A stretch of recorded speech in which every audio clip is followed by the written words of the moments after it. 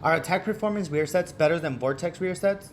Like I said in the past with the Vortex rear sets, I still needed more adjustability to make my riding position more comfortable, but they were definitely an improvement over OEM. If you didn't watch that video, I'll link it down in the description so you can see why any quality rear sets, it's actually a good investment. In that video, I also did a quick run through of the installation process, so I won't be going over that today.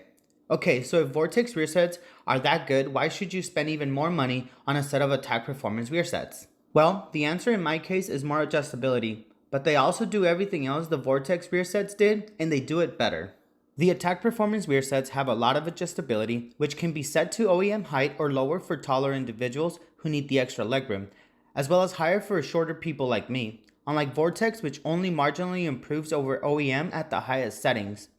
This is something to consider if you're a shorter rider that needs the extra height on the pegs to achieve a good body position.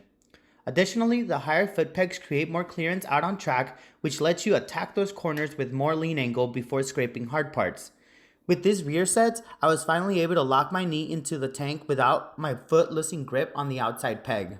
And grip is important to make the rider feel confident through a turn, and even when hard on the brakes or at maximum acceleration, which are all critical moments when out on track, especially if you're racing and milliseconds matter. The grip is provided through a very aggressive pattern on the pegs to ensure your footwear remains locked in place even in wet conditions. With all the grip available to keep the rider in place, accessing your foot controls for quick and precise shifts is effortless. With the improved materials, bearing and shifting hardware, any unnecessary plays taken out of the system to minimize the amount it takes to shift and to prevent false neutrals. Once again, speaking to the race focus of attack performance rear sets.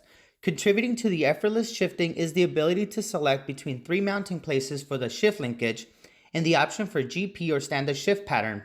The CNC machine pieces are precisely skeletonized to minimize the weight, and even the foot pegs have the most amount of material taken off while still providing maximum strength. Like I said before, weight saving should not be the main driving force to purchase rear sets, but it's a nice perk when investing the money on race-oriented parts. On the newer version of the rear sets I'm showing here, the heel guard is actually made of carbon fiber, which only adds to the efforts of weight reduction. Attack Performance delivers a strong and lightweight alternative that is superior to the Vortex rear sets I had before, and as a testament of their lightweight strength, the person I bought the bike from was nice enough to test them out for me. During the low side, the pegs were strong enough to not break and only scrape away as the bike took a high-speed nap on the track. But if any part of the rear sets do break, Attack Performance sells all the individual parts to help you replace only the damaged parts. Yes, even just one bolt and washer.